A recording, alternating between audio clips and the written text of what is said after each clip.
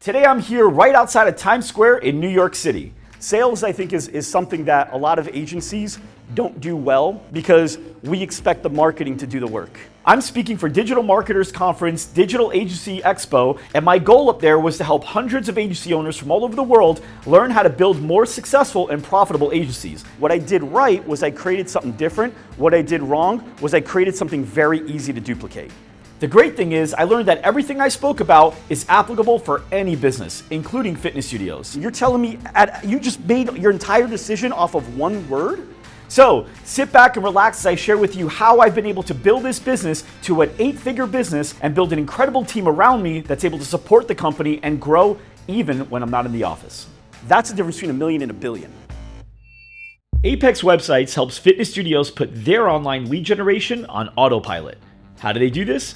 By offering websites that are optimized for mobile and beautifully designed, featuring a customer-centric copy that aligns your fitness studio as a solution that helps your customers overcome their obstacles.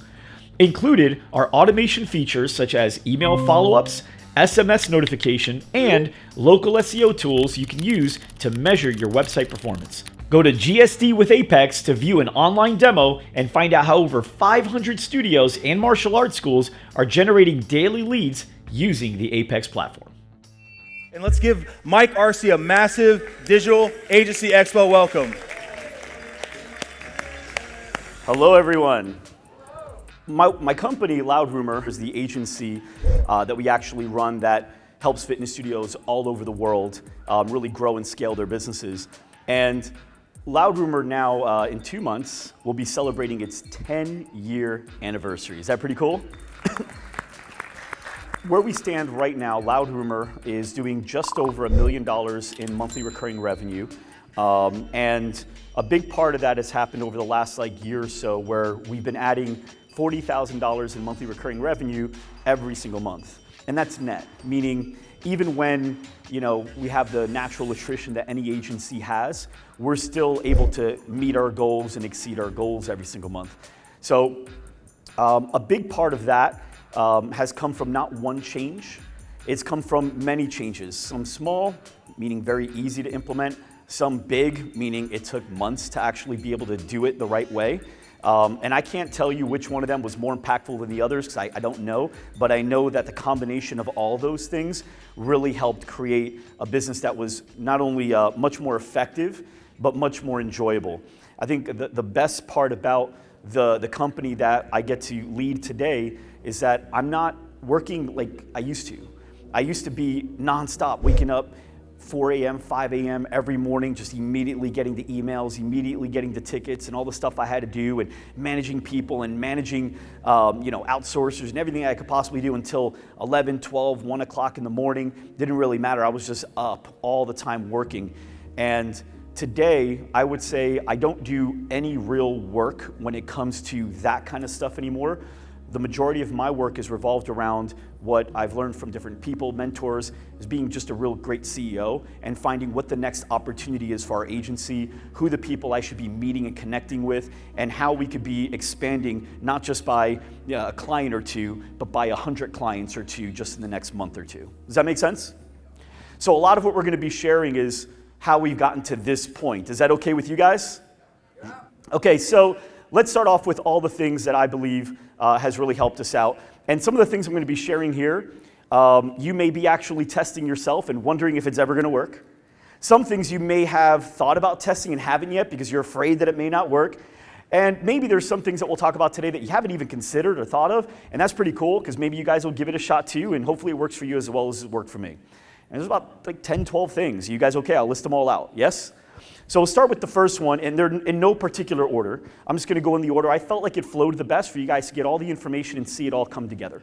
So up until 2015, our company was really just not getting anywhere. It felt like we were just doing the same year over and over and over. In fact, the last 3 years, we were basically between that $30,000 and $40,000 mark in monthly recurring revenue every single year. And I remember our peak was 42,000. That was the highest we were able to get up until 2015. And just when we thought we would pass it, we would lose a client or a couple clients, and we're like, here we go again. We're just back again. And it's very frustrating. Anybody relate to that at all? Yeah? stressful. It's very frustrating because you know how hard you're working. You feel like you're doing all the right things, but yet the right things aren't happening. How is that possible? You're doing the right things and the right thing isn't happening. Well, sometimes you're doing the right things the wrong way, or sometimes you're doing the right things at the wrong time. So we're going to talk about that too. All right. Up until 2015, we were stuck. And so I read this really great book right around summer leading into the fall called Built to Sell. How many of you guys read the book Built to Sell before? Raise your hands if you like the book Built to Sell. It's a great book. And really the biggest takeaway from the book is, don't be a generalist. Be somebody that can really master something and get really great so that you can charge a lot more and you can actually be sought after rather than you bidding on projects. How many of you guys hate competing with another person on a proposal or anything like that? Yeah, we don't do that anymore. It's over. So we read that. Now, the way they did it, they niched into the service. I think they went from like everything to logos, and that's all they did in the book. We niched into industry. When I first read the book, I did it wrong. I did the right thing wrong. So I niched, and I chose dentistry as the niche. The reason I chose dentistry as a niche is because out of the 30-some clients that we had, 11 of them were dentists.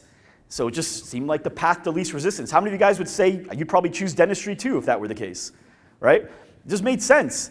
And there was no reason why. We weren't targeting them more. We just got dentists. And so I think sometimes, I've seen it with a lot of agencies that we talk to, sometimes they just pick one that seems like it makes sense.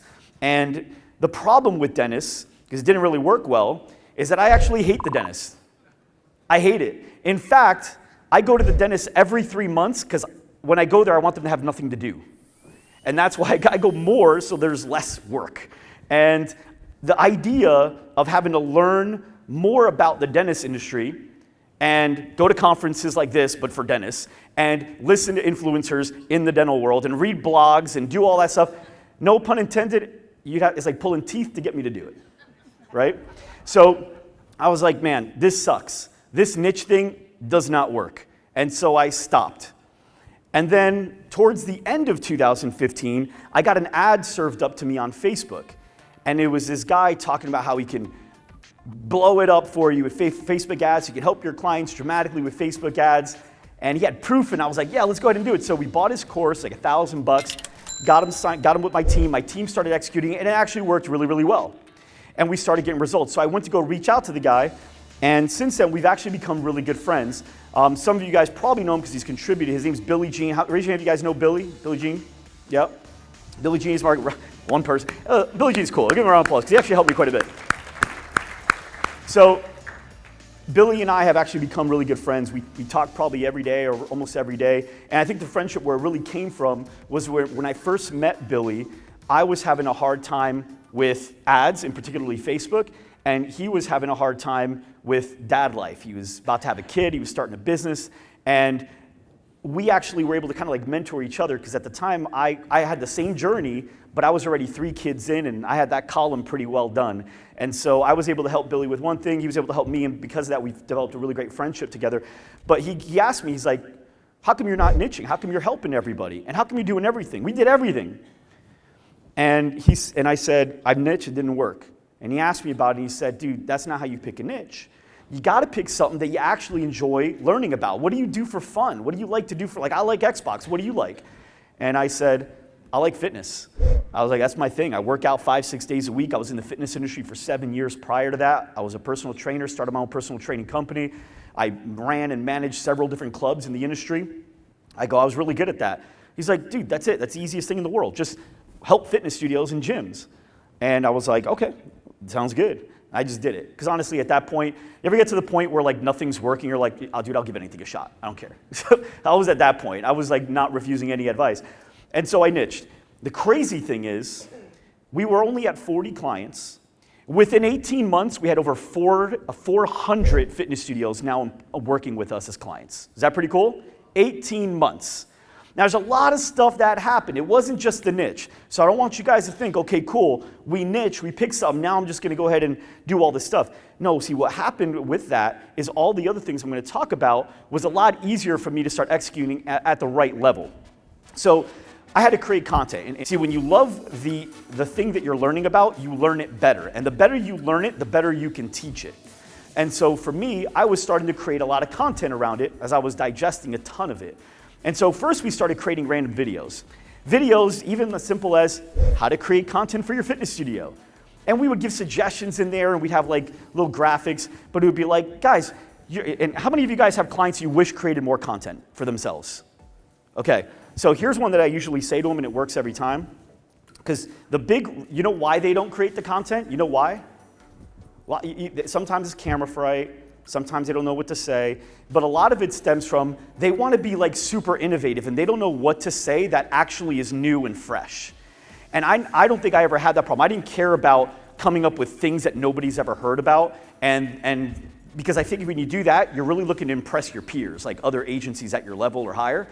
I cared about helping the people that would actually hire me, fitness studio owners, right? So I created content for them, and a lot of the stuff wasn't that innovative, it was just they needed to hear it. Now, when my clients were saying, man, I don't know what to create, and I said, there's tons of stuff. What do your clients ask you every day, right? What should I eat before a workout? What should I eat after a workout? Can I eat before bed? If so, what? What should I have for breakfast? What's the difference between good carbs and bad carbs? Good proteins, bad proteins? You know, what kind of supplements should I take? Should I stretch? I mean, guys, endless, right? Yes. You get asked all those questions? Yes, I do. Okay, well then create content around that. Yeah, but everyone's doing it. Yeah, but if it's already out there, then why are they still asking you the questions? The reason they're still asking you the questions is because that world is different than theirs. See, algorithms create different realities for us. When you go on Facebook and I go on Facebook, we have a different world. So for me, I get served up just like you guys. Raise your hand if you get served up a lot of agency stuff and marketing stuff and ad stuff and whatever your niche is. Well, my sister doesn't. My sister is not into marketing or sales or advertising. She probably gets served up stuff around teaching because that's what she does, right? So you got to understand that their world is different. Do you ever hear Tony Robbins talk about the reticular activating system? Yes or no? Yes? So basically the idea is whatever you focus on is going to be there, right? You find what you're looking for is a quote that we say a lot in our office. And so if you buy a car, all of a sudden you see that car everywhere and it seems like it's there way more than it was before. Well, same thing goes. For us, me, in my industry, I notice everything marketing related, fitness related, all that stuff. I notice everything. It doesn't pass me. I used to do door-to-door sales for an alarm company when I was 19. Still to this day, I notice alarm signs in front of everyone's houses and I know what company they're working with. I can't even change my mind around it. So your member or what I told fitness studios, your clients, they're not even paying attention to your stuff because that's not even something they're worried about. But if there's a pain there, then they'll pay attention. So you got to start creating content for them and serving it up. And then what you'll notice is with that and your retargeting list, it'll actually be able to drive in a lot more and you take them down a funnel. So for us, we started creating a ton of content. That was a problem. We did that. That was the right thing. We also did that wrong. So when we started creating content, we were like, okay, it's all about quantity. Quantity is more important than quality. And then what we realized was, okay, quality is important. And then we started getting into really good stuff content-wise. But it still wasn't working. What happened was we actually created what I believe, I've never seen it before us, and I remember creating it in the marketing meeting, the idea of the testimonial meme. What that means is it's the meme of the testimonial video, me interviewing the client of mine, and then in the meme format, it would have like the results they achieved. 62 members in 2 weeks, and then a bunch of stuff on the bottom. So that was our idea. We were so excited about it because it wasn't being done. And then in 1 week, I noticed somebody else doing it. And then in like 3 months, like 10 people did it. And then in like a year, everyone's doing it. And now everyone's got this testimonial meme format. The problem was the thing I created, what I did right was I created something different. What I did wrong was I created something very easy to duplicate. It was just too easy. It was too lazy. And because it was too easy to duplicate, somebody with $5 in a Fiverr account can do it. It's that simple. So we had to level our game up. So when you look at our content, if you guys ever get a chance to go to the GSD show and watch our podcast that we created, if you look back at episode 1, it looks like virtually every podcast. Too easy. Everyone started creating a podcast. When you look now, it's like a sports center theme. Anybody ever see my podcast, like the GOAT Show or the GSD show? Okay, we got some hands, good. So have you guys noticed like a sports center theme? And we have other episodes where it's like animation, there's music, there's graphics, there's sound effects, there's all this stuff and transitions. And we got incredible people on the show. And that, would you agree, is much difficult to duplicate? And so what happens is you have a lot of people that don't even give it a shot. They're like, you know what? I'm not even doing that. Or they'll justify and say, dude, you don't need to do all that. All you need is this. I even hear influencers say, the best videos, the best ones, You just take out your phone and talk to it. That is not true. That is lazy, but it's easier to sell their thing, right? Because anyone can do it. So that means anyone can buy this product and learn the system. But now, don't get me wrong. I have videos randomly like Instagram stories where I will talk to my phone every once in a while, but that's not what's catapulting our growth. What's really setting us apart is the stuff that sets us apart. So when you look at the show, no one's come close. Still, we've run it like for 2 years the way it looks today and just getting better and better. No one's even created anything close to how it was when we first started doing it that way. You do the same thing with our conference. See, you guys have this. Marketing, advertising, sales, we're spoiled. We have really cool looking conferences, right? There's like lights and shows, and there's cameras like the screens like this and all this, and there's all these monitors. Everything's really great. In the fitness studio space, disgusting. It's a room, like daylight lit up room in the Marriott where everyone sits down in these weird looking chairs, and then you get like a pad that came with the Marriott and a pen that came with the Marriott, and then you get like tea or water, and then that's it. There's nothing else going on. And when you get introduced, it's terrible. They bring you up in front of everyone, everyone's waiting. So imagine if Marcus, in front of you guys, by the way, no stage, I'm at floor level, that's how it would be. Marcus would bring me up and go, all right, guys, so here, Mike, just set up your laptop here, and I'm over here like this. Sorry, guys, it'll be a second. I'm setting up my laptop. How about now? Is it good now? Is it good now? How about now? Now? You guys see it? You guys see it now? It's like, that's terrible. Terrible experience. So when we did our conference, we said, we're going to do something like it's never been done before in the industry. And we had smoke, and we had fog, and we had contortionists, we had people doing flips, we had 12-foot robots, we had big drummers, we had jugglers, I had fire breathers, which we lost our deposit on because we found out the CEO of the venue has a legit fear of fire, like a phobia. So we lost like $600 on the fire breather deposit. But we had like all this stuff. And Kelsey, my EA right here, she also did not let me get the tigers that I wanted either. Yeah, well, but I was ready to go all out. And we had some of the best speakers there ever. And people were walking out like it was the best conference. We already sold more tickets to next year's conference than we sold in the first 6 months of the last one. Because it's just ready. People are ready for it. But that's different. You cannot duplicate. I can go to the Marriott and duplicate what I've been seeing. You cannot easily duplicate what we did. Too much work, maybe even too much money, too much creativity, and too many resources that you'll need. And then we did another thing. So another person through the podcast, The GOAT Show that I've been able to interview some really great people. And one of the guys I got to interview, I've become friends with, his name's Grant Cardone. I'm sure you guys know Grant Cardone, right? Guys like all over the place. So he gave me an idea, because I was talking about writing a book, and he's like, dude, you don't need to write a book, man. He's like, you don't need to write a book, man. I was like, no. He's like, I mean, you need to write a book, man. But you don't need to write a book right now, man. And I was like, what do I need to do? He's like, dude, he whipped out his millionaire booklet. How many of you guys seen the millionaire booklet? He's like, dude, took me a day to write, man. Takes you an hour to read, man. It's quick. It's quick. They like that. And I was like, all right, cool. And then a week later, I had this book, Fitness Marketing Secrets. And it took me a day to write, and it takes an hour to read. And the cool thing about this is we were sponsoring at a lot of events, fitness, obviously, conferences, that kind of deal. And we're always wanting to know what to put in the swag bag. Oh, branded, mouse pads. Oh, branded sanitizer. Oh, branded iPod charger or Apple chargers or all these different things. Like, who cares? Who cares? This, on the other hand, was definitely more impactful. Fitness Marketing Secrets, you go in there, there's a bunch of really helpful stuff in there. It teaches you literally how we're doing a lot of what we're doing for studios, but there's call to actions in there. There's URLs that go to pages that have retargeting on it. There's a bunch of stuff that guides people through so they can learn more about what we do and how I do it. In fact, it worked so well that I took one more day and wrote Fitness Selling Secrets. They got my face on it, easy to brand. Does anybody want one? Yeah, so you can see? Yeah, okay. Well, are you guys all together, I'm assuming? No? Okay, sorry. There you go. It was just easier. I don't want to hurt anyone, paper cuts. So if you guys want them, like you've all seen before, go to Fitness Marketing Secrets or fitnesssellingSecrets.com and just get it for free. Plus shipping. So we wrote those books, and it's been fantastic. We actually had one guy sign on a ridiculous amount of locations with us. When I say ridiculous, so far we're working with 120. It's 120 clients because of an hour. So that times like $1,500, I don't know, $180,000 a month, you're talking a $2-3 million contract per year, right, for a booklet. And that's just one franchise. So really think about the content you're creating, because that is actually easier to duplicate, but people won't even give it a shot. It's easier to just put up a video like this, right? So we started doing that. All right. The next thing we really did that I think was really important is the team that we really started to build. I believe in making sure that you actually have people on your team that are better than you at what you do. And then I don't just believe in it, but I hire for that. And so my VP of operations is way better than me at operations. Whenever I come to him with an idea, the first thing he says is, okay, well, how are we going to create a process for that?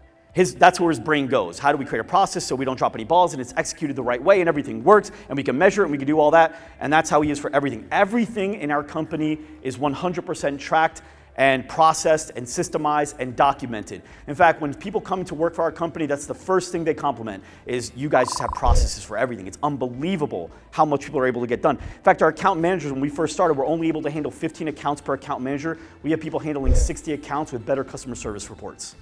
Better, because of the systems and processes that we've got. Is that pretty cool? Yep. So they're making more money, we're making more money, and the clients are getting better service, which is fantastic. But in order to do that, you have to make sure that you're really looking at things and asking them things in the interview process. How many of you guys use personality assessments, like really use them, DISC assessments? Because I used to use them, meaning I would make people take them, but then I would like hire people anyway, even if it didn't fit. I'm like, oh, I see something in them anyway. Because the thing is, entrepreneurs, we're just so positive and optimistic that we can make anything happen. We think we can literally change this person's wiring. We're like, oh, he's got potential, we'll figure it out, and then it doesn't happen. So we look for people that are uncomfortable not double checking, triple checking their work. We look for people that are uncomfortable not having a system or following a process, because we want them to follow the processes so well. So if you guys aren't using that, I definitely recommend you guys use DISC or 16 Personalities or Myers-Briggs or one of those as well for your hiring, because it works. And when you have certain things in place, people will leave very quickly. And I'll tell you what I mean by that in a minute. Another thing that I do with building my team is attitude. So we won Best Place to Work a couple years ago, which is great. But along the way, we've always been ranked. And the funny thing is, even though we didn't win it this year, we've got a 10 times better culture than we did the year we won it. I don't know how those things are rated. I don't know. But we're way better now than we were then.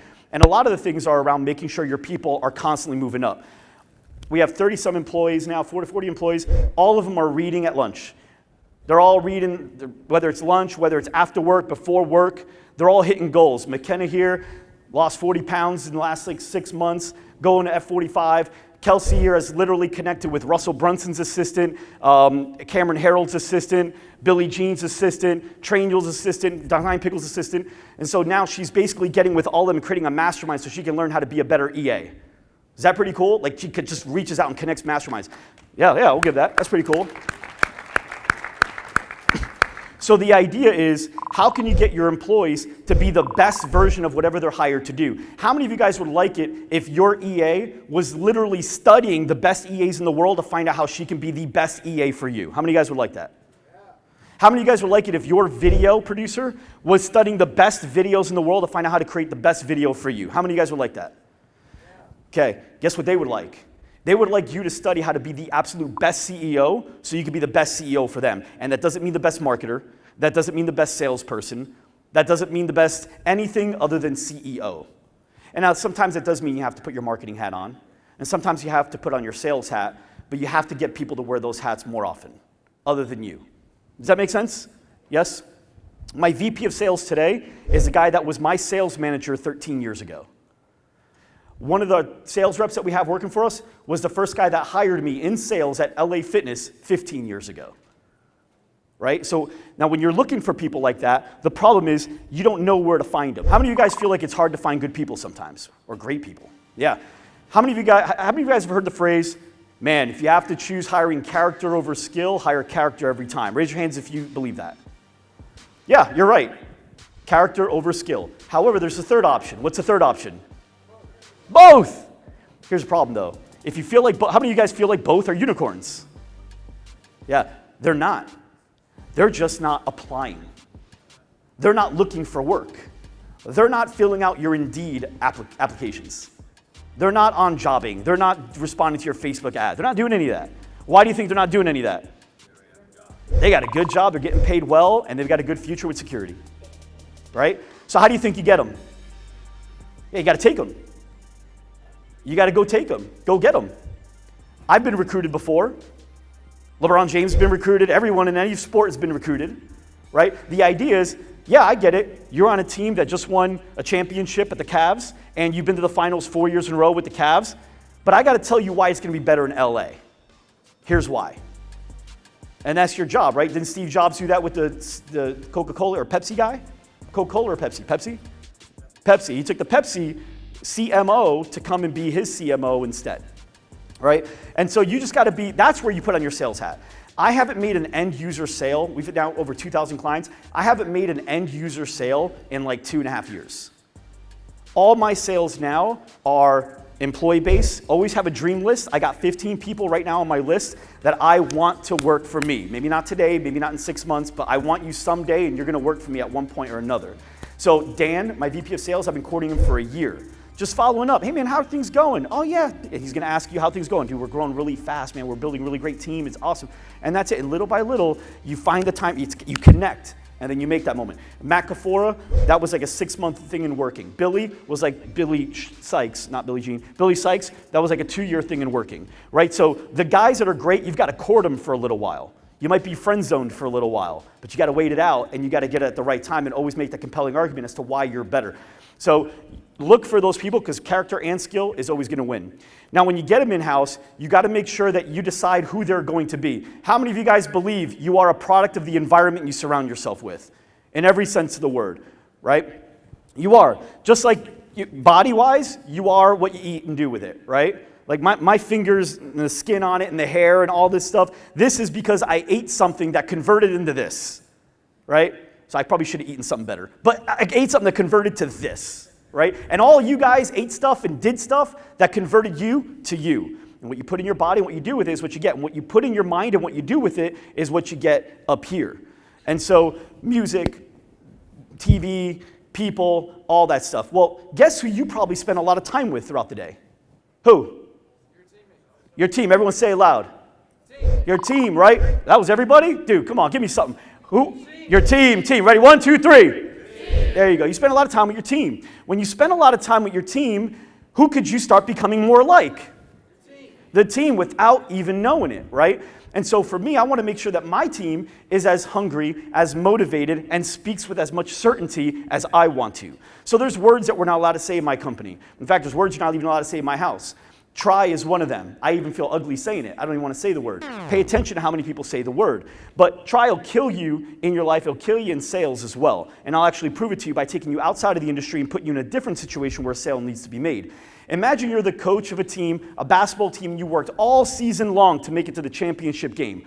All season long, and here you are, you finally made it. Championship game, game's going great. The other team just scores with 2 seconds left, and they took the lead by 1.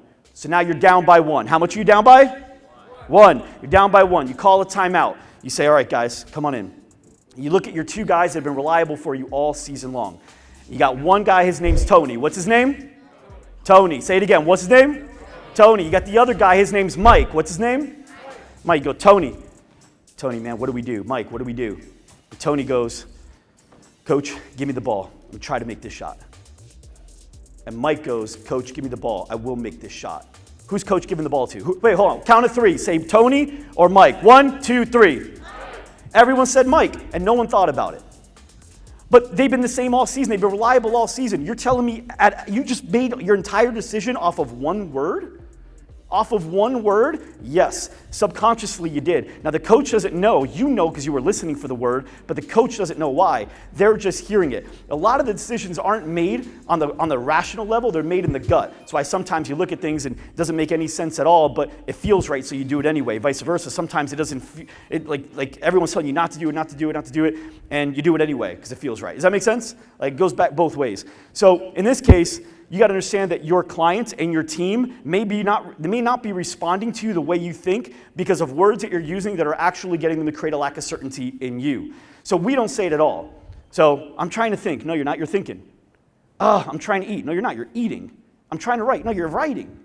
Right? You don't even say it. Now, sometimes you could say it's applicable. Yeah, I tried that. Yeah, okay. You could also say I gave it a shot. right? The goal is to take it out so you can have control over the words that you're saying, you can practice it. Once you get to that point where you're hearing it, like if anyone said it, it's like a curse word. Like you hear the F word, I hear that, and so I can hear it and it bothers me. Once you get to that point, then you can reinsert it back in and you could do it on the opposing end. So if I'm meeting with you and we're talking about your experience with the last agency. So what's your name? Isla? Isla, so when you worked with ABC Agency, what kind of stuff did they try to do with you? Oh, okay, awesome. And so when they tried that, how'd it go? Got it. So you just kept trying to work it out with them and just didn't really work well? Got it. Well, here's what we do here. Here's how it works. Here's what you will expect from us, and here's what we expect from you.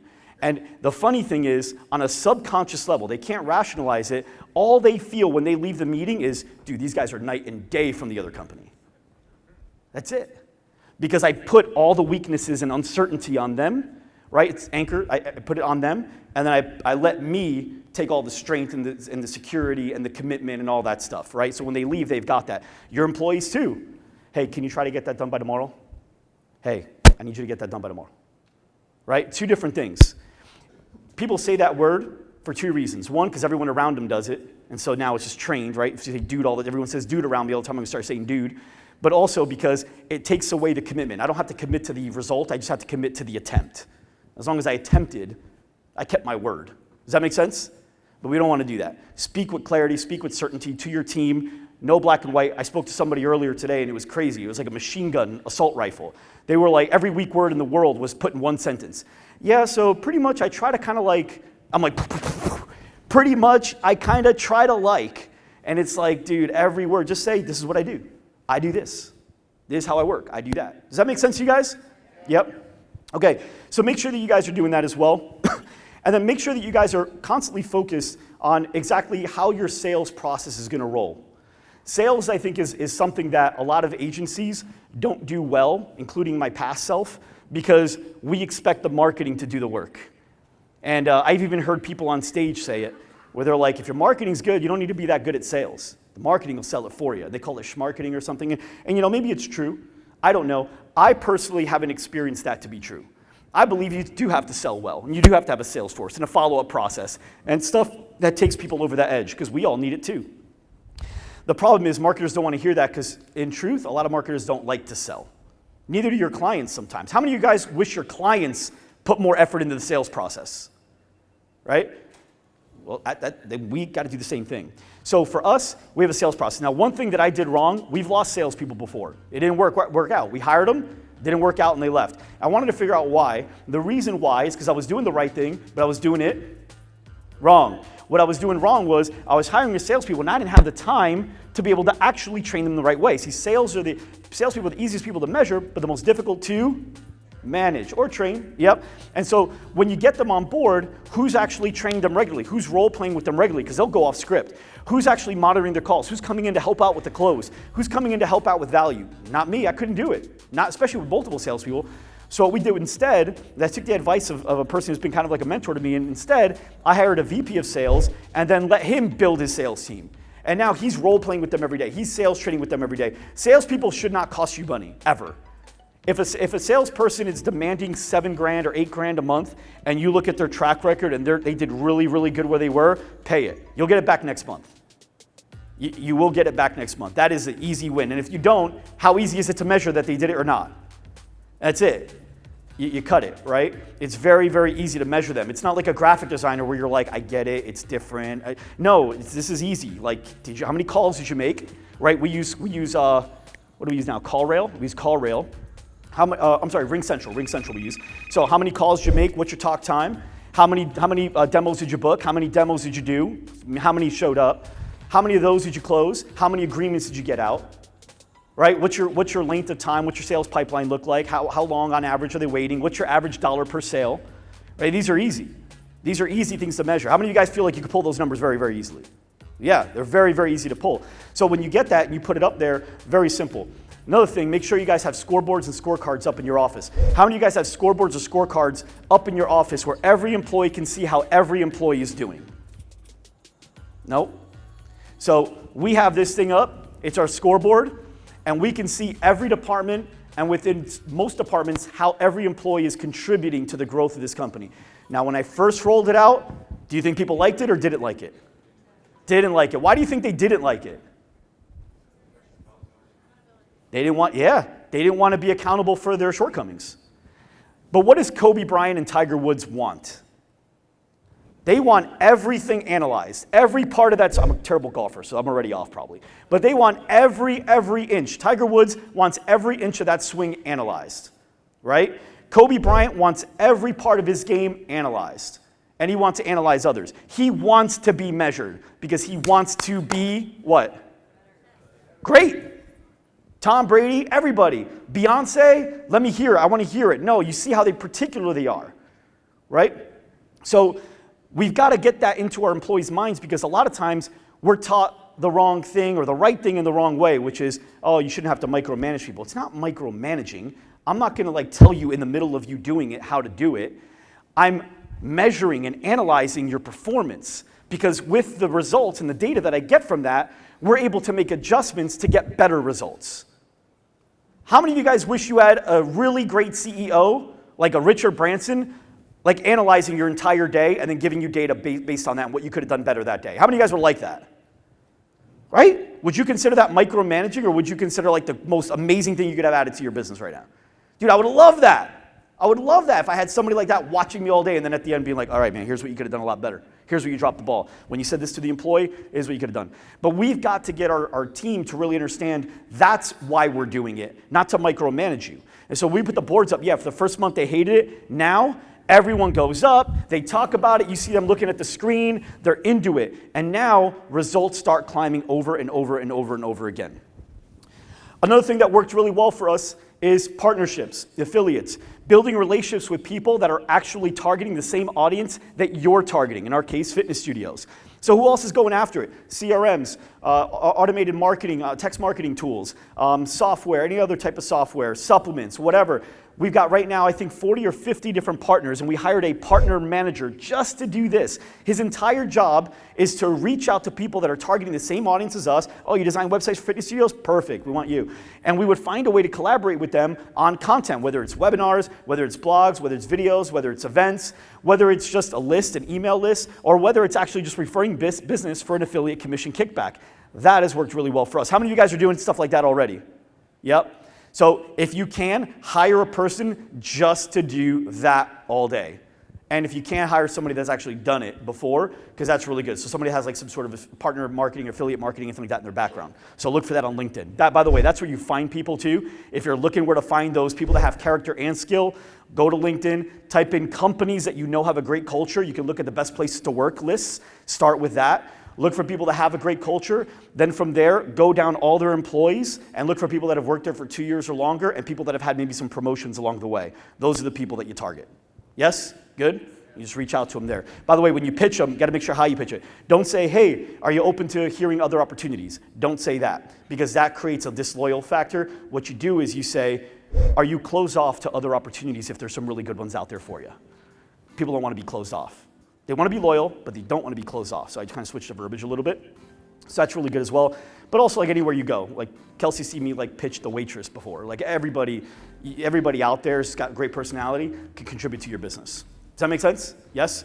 Okay. So the next thing I want you to guys focus on is your actual money. This is something I don't think a lot of CEOs are really doing really well in the agency world, is really understanding your money and where it's going. So how many of you guys really know your net profit every single month? Your actual net profit. Okay, great. How many of you guys understand exactly what you need to be putting into your business every single month, whether it goes for marketing or salary cap? How many of you guys have a salary cap? Yeah, what's your salary cap right now? 100,000? That's a pretty even number. Okay, so $100,000. So if it's $100,000, that means you can't go over $100,000, right? But what happens if you do go over $100,000? What's the only reason you could? Yeah, well, is there a reason why you ever would go over 100,000? Well, that's a why it happened. But why would you ever plan to? Do you guys think there's a reason to ever go over salary cap? Yes or no? Yes? When would you do it, sir? Yes. Well, you want to go over when you know that this it's a revenue generating employee, or it's a revenue generating department, or a revenue generating team. So right now we are over salary cap, but we just hired 2 salespeople, and we hired a video person and an ads manager that's basically all just working together to drive more business in that one team alone. Does Does that make sense? We are now over salary cap by like 8%, but it doesn't matter. Like we're gonna get that right back very, very, very quickly. Does that make sense? Yes? Ultimately, guys, when you're running this business that you guys are running, first off, you're very blessed because this is a great, great time to be in the agency world. It's awesome. And you guys got great resources with this, everything digital marketers doing, all the different things that are out there. But understand that the things that really are going to define you and make you feel better is not like 7 figures or any of that. In fact, one of the things, Billie Jean just spent like 4 days with Tony Robbins at his like in Fiji or whatever. And he called me from Fiji and he said, Tony Robbins just said the most crazy thing ever. And I go, what? He's like, this one guy was like talking about being a 7-figure agency, and Tony Robbins goes, how long is 1,000,000 seconds? Does anybody know how long 1,000,000 seconds is? Yeah. Oh, not you, because you work with me. Anybody? It's 11 days. 11 days. Now, how long do you think 1,000,000,000 seconds is? What would you guess? A year? 32 years. That's the difference between 1,000,000 and 1,000,000,000. 11 days and 32 years. And he goes, we're not playing with 7 figures. And the idea, what he was wanting to explain is, it's not about being 7 figures. It's not about doing $1 million. That's everyone's doing that now. What it's about is building a company where everyone you touch is growing significantly. Your members, your clients, your employees, everyone, when they leave you, regardless of how they know you, is actually better and more valuable because of you. And you're leaving your mark. As of right now, Loud Rumors donate over $100,000 to charity and over, 1,000 hours of charity. And we're doing another 10,000 at the end of this year. And we do it as a team. We all go do stuff and we go feed and we contribute. We do all that. And how many of you guys think your team would really like seeing that stuff and being a part of that and telling their mom and dad that's what their company they're working for is doing? And it feels really good to be able to do that. So, guys, the big takeaway I want for you guys to have today is just understand it's not about being a great marketer. You're no longer a marketer. You are the CEO of a company that may offer marketing services or advertising services. And just like anything else, whether you're a restaurant or whether you're a gym or anything else, your job now is to master what it means to actually be a great CEO and not necessarily a marketer. Does that make sense to you guys? Yes?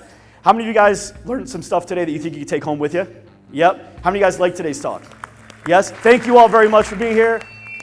Thanks for watching. If you like this episode, make sure you subscribe to our podcast on iTunes, Spotify, SoundCloud, Google Play, or YouTube. And to watch more episodes and get exclusive links from each episode, go to gsdshow.com. Again, that's gsdshow.com.